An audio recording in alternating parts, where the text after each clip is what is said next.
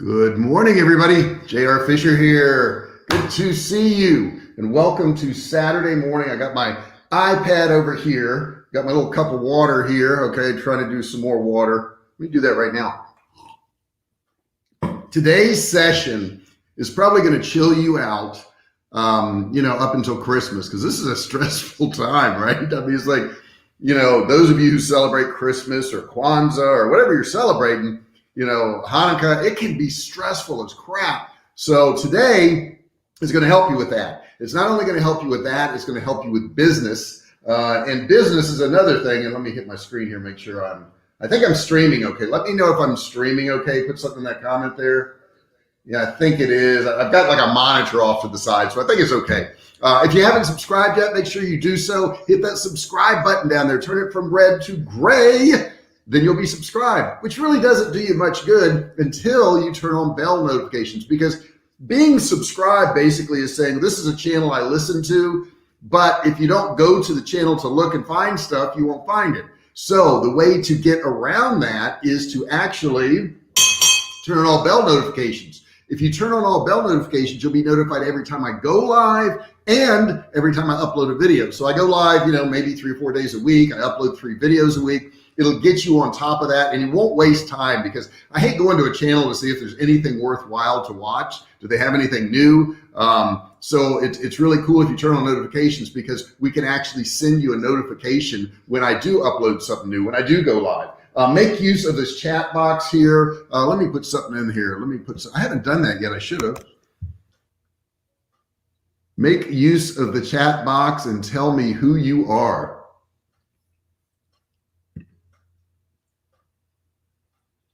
Man, I love talk to text because I can't type. I type, but it's like 2 fingers on one hand and 3 fingers on the other hand. We're live today on Facebook and YouTube, so a couple different places. I appreciate all you guys. Man, I got to tell you, it's nearing the end of the year, and it's been a phenomenal year for us. And I don't mean just in money. I mean in relationships. I mean in people I've met online. I mean in family. It's just really been a great year. And I think it's really been a great year for all of us if we all step back and look. We've had losses. I've had friends who've lost loved ones to COVID, and I've had friends who've had some terrible things happen, and we've had some things happen. But overall, we're still here. And if we're still here, we can make a difference. Today is not technical. Today is not about making more money. Today is really about getting your head right. And here's the thing, if you don't have your head right, you're not going to be able to have a successful business. You're not going to be able to have a successful family. You're not going to be able to successfully exercise on a regular basis. You're not going to be able to eat healthy. If you don't have your head right first, that's the thing you got to do. That's the thing that is so very important that we all forget, is to get our head right. Make sure we're in the right place. And today we're going to talk about a thing called mindfulness. Mindfulness is a kind of a hard thing to do, I think, because mindfulness is really the simple act of being completely in the moment. Now you think about that. How often are you completely in the moment? You're thinking about just what's going on right now. Right now, you're completely here. You're not being distracted by your cell phone or other people talking or what you got to do next week or what happened last week. You're in the moment right now. This is a really cool thing to practice. And I'm going to talk to you about the benefits of it. I'm going to talk to you about how to do it.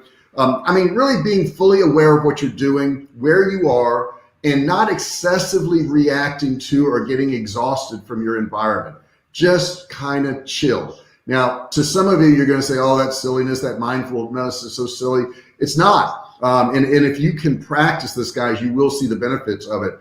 They did a survey, and they found that 66% of leaders better manage stress when they practice mindfulness. 66%.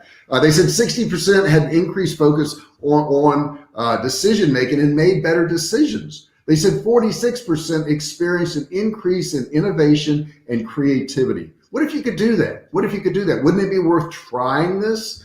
The funny thing is, when we're not mindful, we're really wasting our energy. If we're thinking about what happened in the past, that's okay, but we can't change the past. I've seen people try to do it. I've never seen anybody successful. You just can't do it. And as far as the future, I mean, we can work towards the future, but the best way to work towards the future is to work on the current time, right? Work on right now. So mindfulness will really help you with this. Mindful leadership means being able to take a truthful look at yourself and regularly posing questions about yourself. I posted a meme the other day about Elon Musk, and it looked at his net worth for the past 10, 15 years, and he's the richest guy in the world now. And I know that goes back and forth between him and the other guy that sells stuff online. I can't remember his name, Jeff something. But anyhow, Elon treats people right. Elon cares about things outside of himself. And when you get outside yourself and you start to care about the people around you and the people that support you, the people that work for you, family members, strangers, I used to have a bad temper when I was driving. If somebody cut me off or, would pull in front of me, and I changed all that. I'll give you a secret to that in just a second. But I changed all that. And here's how I changed all that. I let everybody in front of me. Anybody that needed to get in front of me, I would allow them. And everybody that cut me off, I assumed they were having a bad day. They got fired from their job. Something horrible happened in their family. They were rushing to an emergency. And if I put my mind in that place, all of a sudden it makes me calmer. And if you think about it, if a car gets in front of you, what is it? How long is a car? 12, 15 feet? I don't know. So you're going to get there 12 or 15 feet later, which is like a split second. Let them in front of you. It'll really chill you out. Got a couple of comments in here.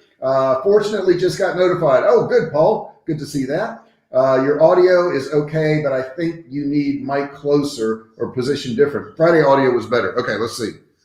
Let me know how that is. Let me know if that's better. My wife did tell me that this microphone is going to be super close. I hate having this thing up in my face, but I'll do the sacrifice. I will do the sacrifice if you guys have better audio. So let's see if that works. Biggest thing I learned on mindfulness was learning to say no to distractions. Yeah, and this no and yes thing, and I've talked about this no and yes thing before. You're always making decisions as to one thing or another. So if you say no to one thing, you're saying yes to something else. So if you're saying no to helping somebody for an hour and a half on a Saturday, you're saying yes to doing something else for an hour and a half on a Saturday. There's still that hour and a half on a Saturday. Okay, I don't know if you're grasping this, but if you say yes to something on a Saturday, you're going to spend an hour and a half doing something for somebody or helping somebody or doing something for yourself or exercising.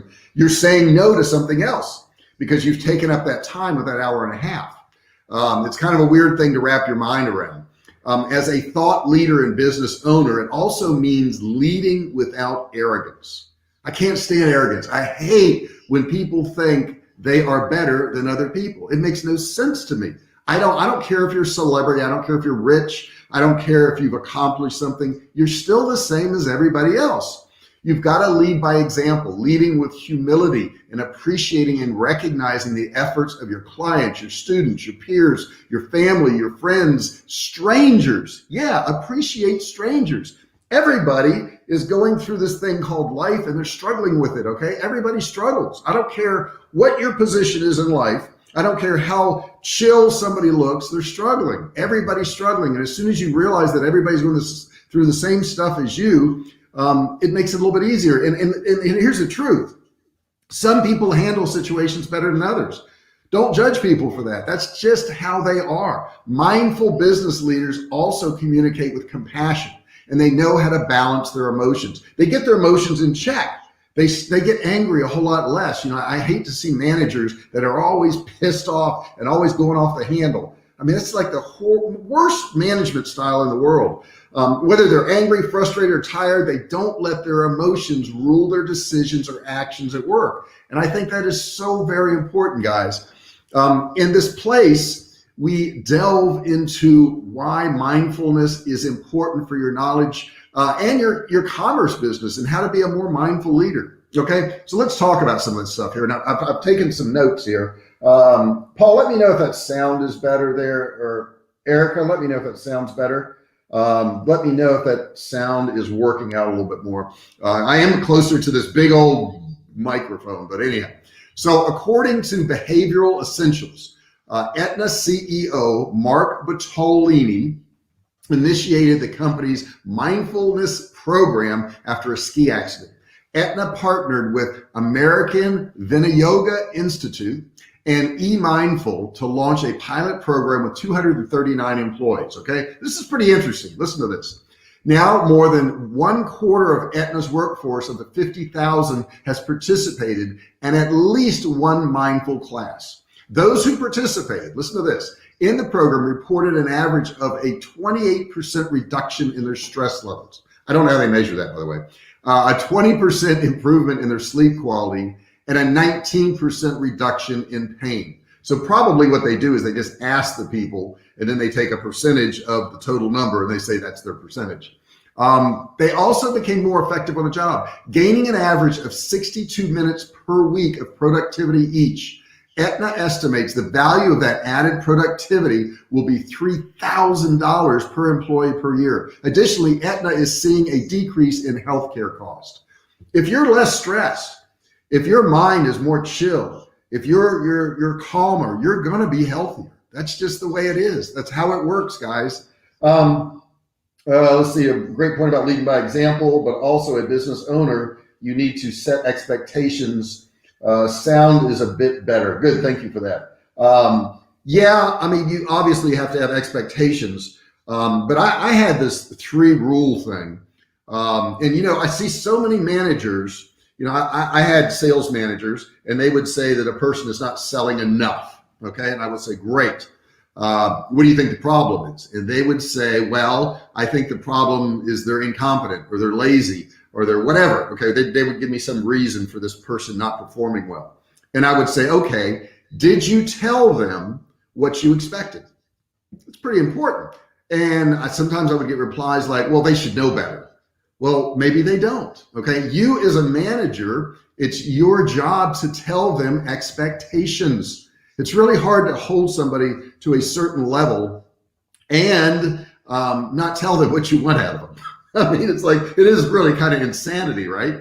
I want you to do this, but I'm not going to tell you what I want you to do. So yeah, you have to set expectations. Now, the second thing you have to do, which is super important, is you have to help them get there. So that means you got to train them. So if my sales manager says this guy's a terrible salesperson, and I say, well, why are they a terrible salesperson? And they say, well, because they're not good at X, Y, and Z. And I say, have you trained them in X, Y, and Z? And they go, well, no, but as a salesperson, they should know these things. So you as a manager, it's your responsibility to teach them X, Y, and Z. And if you haven't taught them, they aren't the problem. You are the problem. Okay, if you're managing people and they aren't performing well and you haven't told them what you expect and you haven't trained them to do these things, you are the problem.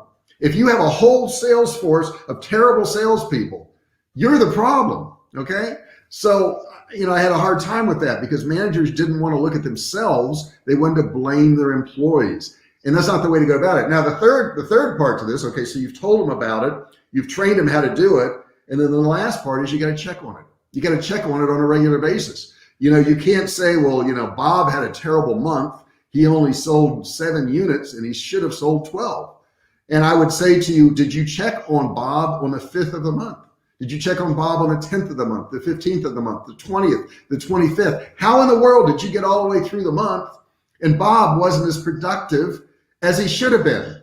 It was because you didn't check. See, things that you check on will often improve. Mindfulness prevents cognitive failures such as distraction, forgetting, blunders, and it improves performance at work. So if you're living in the moment, you're less prone to errors and mistakes that may prove costly to your business. And I can't count how many times I wasn't mindful. I was saying, look, last night it was funny because we were having dinner and we had some curly fries. And we don't eat fries very often, but we buy these frozen Arby's curly fries, and every now and then we'll have them, maybe 2 or 3 times a year. Really good. And I wanted ketchup. And I knew I wouldn't be able to find the ketchup. I knew it when I opened the refrigerator door, I wouldn't be able to find it.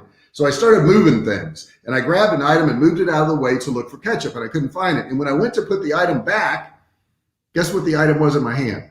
It was ketchup. I had moved ketchup to look for ketchup. Now, do you think I was being mindful in the moment? Probably not.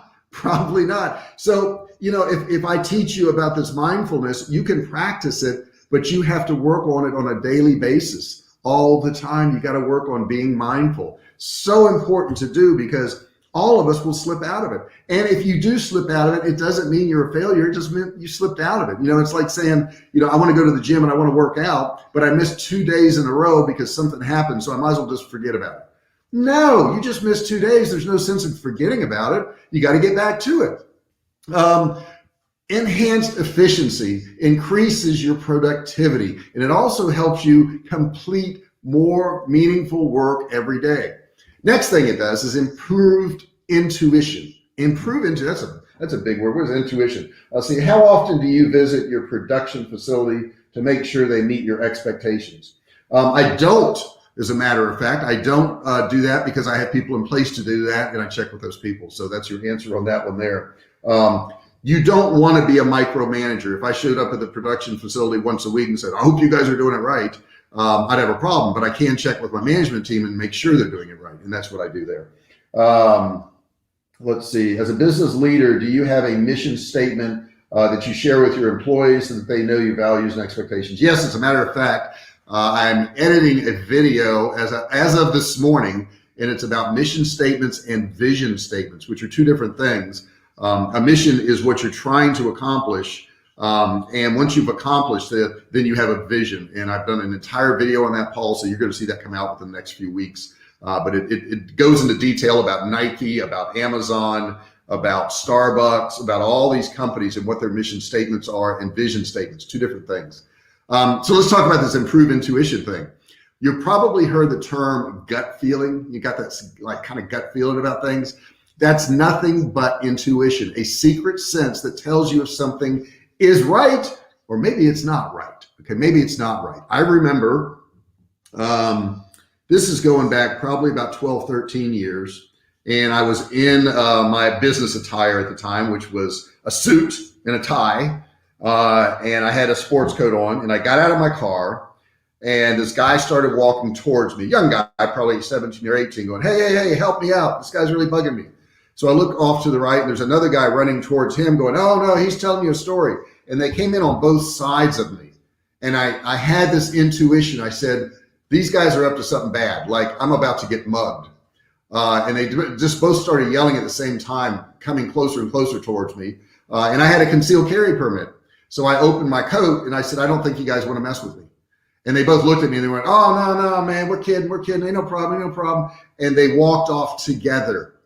Now, my intuition was that they were together and they were planning something. And I think they were planning to mug me at the time. But I did want to let them know, I do have protection. I wasn't going to pull it out because that's brandishing. You can't do that. But I just showed them. I said, I don't think I'm the guy you want to mess with. I don't think I'm the guy. And they both walked off together and started walking over to other cars. So I'm sure they were out there doing whatever they were trying to do. But I had that intuition. Since mindful people are more aware of their inner voice and self, they're more likely to have powerful intuitions about what may be right or wrong for their business too, okay? At times, intuition may be your best bet when making important decisions, possibly even more powerful than data and expert opinions, because I've seen a lot of that stuff be wrong. When I started my company, I wanted to can meats and sell it for survival food. And I would say almost everybody told me I was wrong, except people who had come up with products, and they were like, give it a try, give it a try. But all my family and friends and all that, they said, that's not going to work. You can't do that. None of them had done that. None of them had done anything like that. Now, the next thing is your creativity level. I think this is so very important. If you want to be more creative, heighten creativity, one of the prerequisites of being creative is the ability to let your brain relax. And of all things, daydream. Daydreaming activates this default mode network in your brain, which is responsible for making new connections and helping you solve complex problems. This is pretty interesting stuff, guys. Mindful people, and I keep looking over for comments, and feel free, to throw comments in there as I'm talking, ask questions, do whatever you want here. This is y'all's session, okay? This is not my session, it's y'all's. Mindful people will find it easier to switch off these miscellaneous thoughts. like the day's to-do list or what to prepare for dinner or, what movie you're going to see that night. The brain can relax and think of creative ideas and solutions. Paul, let's put something here. I think your street experience and previous experience, which comes from failure, helps with intuitive development. It certainly does. And as a kid, I had a lot of street experience. A lot of it was not good. Okay, I had a lot of bad experiences. I got in a lot of trouble. I got arrested at a young age. I was doing things I shouldn't be doing. But that helped me as an adult to know what's right and wrong and how to handle things and where I wanted to be in life. There's about 4 of us that hung out together when I was in high school. 2 of the 4 ended up going to prison, and they both did time. And I'm talking, a number of years, not 20 or 30, but a number of years. Those two guys are multi-millionaires now, probably in the hundreds of millions of dollars. So I think sometimes these bad experiences can be very helpful to you. You can also have increased satisfaction and less burnout. Think about this. According to the National Institute of Occupational Safety and Health, 1999, 26% of workers say that they are often or very often stressed at work. Stress can have an impact on your performance as a digital entrepreneur. We want to reduce the stress. When you're launching and growing a business, it can be chaotic. You're responsible for doing everything. Okay, I know I was everything. I had to do everything. And everything is urgent. If you don't pace yourself, you can easily experience this burnout, and we don't want to do that. Somebody send me a message here. This is an area where mindfulness can be especially helpful.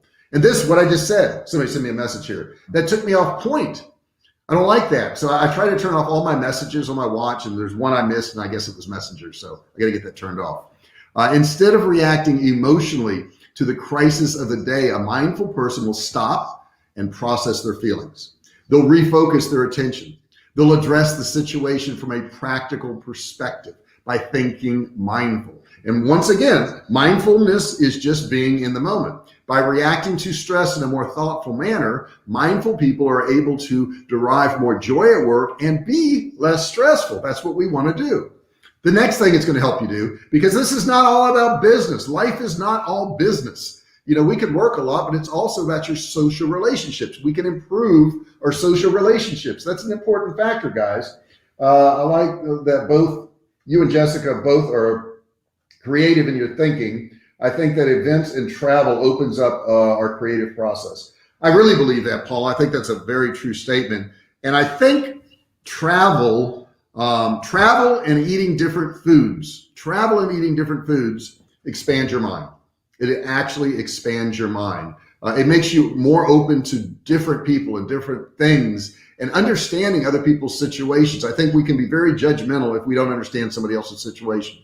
Businesses are built on relationships. So you got to have these social relationships with partners, relationships with peers and customers and employees and clients.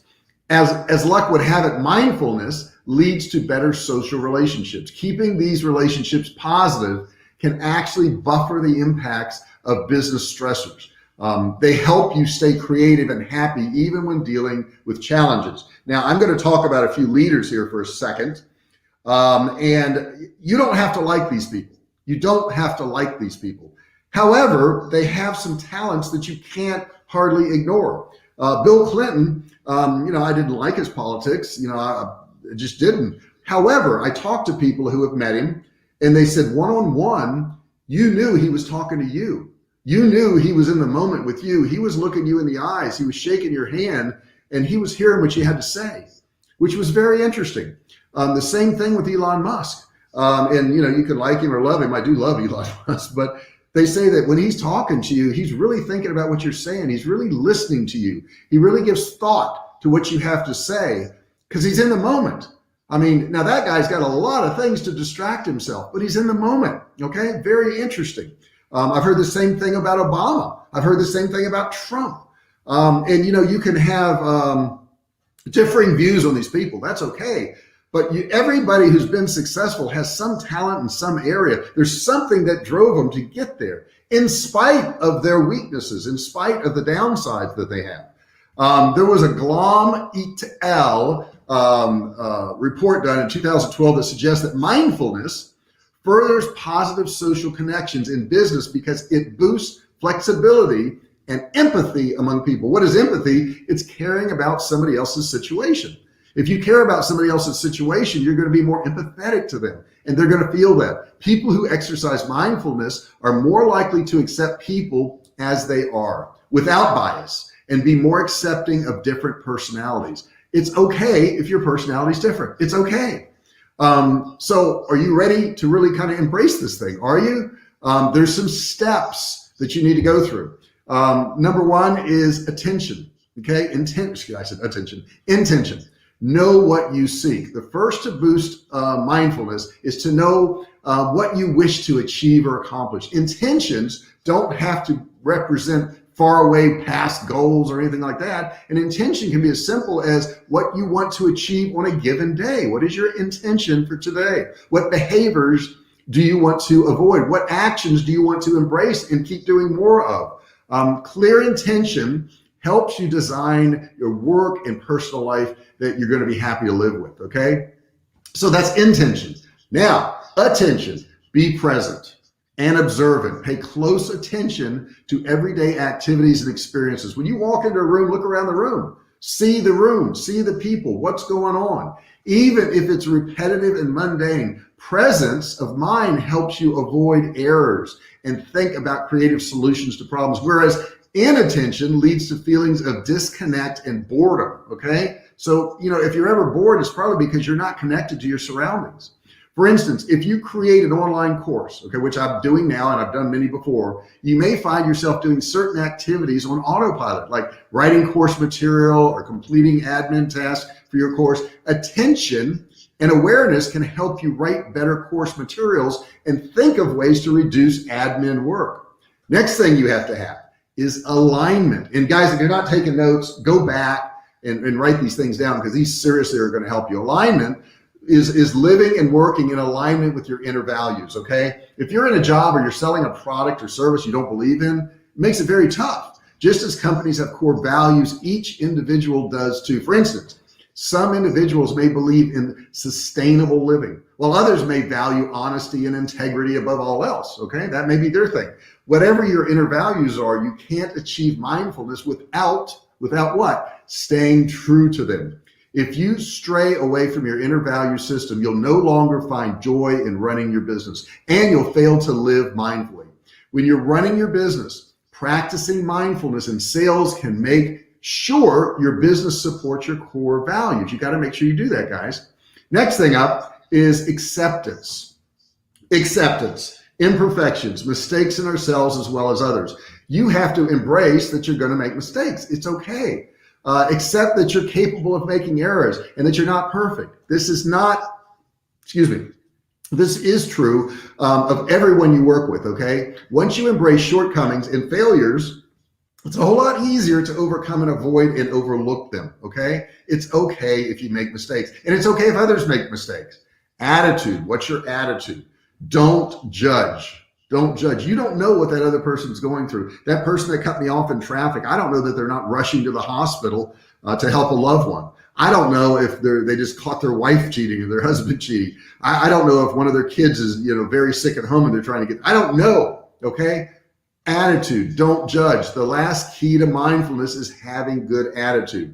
One that is non-judgmental, and be kind and be patient with everybody. I don't care if it's that bagger at the grocery store. I don't care if it's the person mowing your lawn. I don't care if it's one of your kids, your husband, wife, whatever. Don't judge. You're not them. You don't know what they're going through. And even if you knew exactly what they're going through, you don't know what talents or what skills they have to handle what they're going through. Just because you would handle it differently doesn't mean they will, okay? So attitude, don't judge. If you were to establish a good relationship with collaborators, okay, and develop meaningful products for customers, you'd need to open up to different kinds of people and experiences. This is the only way to empathize with other people and work effectively with them. Okay, so what are you going to do? What are you going to do today? You got this week before the holidays. If it's your holiday, if it's not, whatever, you still got a week. What are you going to do? Are you going to be more mindful? Are you going to walk into a room and you're going to look around? Are you going to start realizing, to be in the moment? Are you going to chill a little bit? Are you going to accept people a little bit more? And if not, ask yourself this question: why not? Why not calm yourself down a little bit? Why not be more accepting? Why not be more kind? Why not admit it when you make mistakes? Sometimes I'll say or do things and I'm like, why did I say that? Why did I do that? And it's time to go ahead and apologize if you did something wrong. You got to do that, okay? Or explain why you said that to people. If you cut somebody off, in a sentence or whatever, you said something to them. Be more mindful. You've got an opportunity. You got next year now. It's coming up. We go ahead and start practicing this now, and we're going to have a whole lot better year. That's entirely up to you now. If you do have any lasting questions or comments, put them in that chat box there. Let's see here. I'm going to read through some of Paul's stuff. He's got a few comments. Love it, Paul. Thank you for putting it in there. It's just like your Friday lunch. It offers a chance to experience new food and ideas. 100%, Paul. That's why we do that. That's why we eat at different places. I mean, here's the funny thing. We've got a bunch of restaurants we really like. We could just eat at those every single Friday.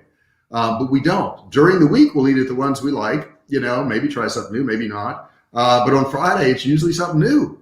We have to try something new. It's got to be new. Let's see here.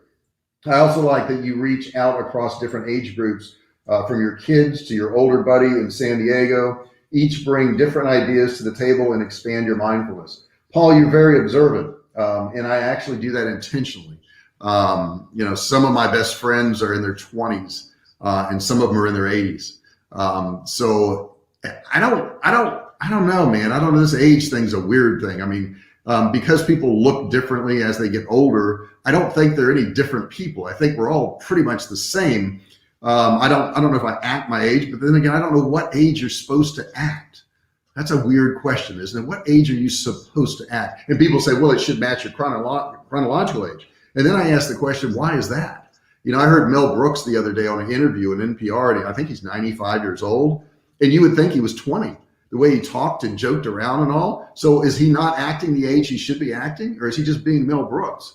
I would suggest that you just be J.R. Fisher, that you just be John Smith, that you just be Jenny Jones or whoever you are. Just be who you are. I think that's the way to go.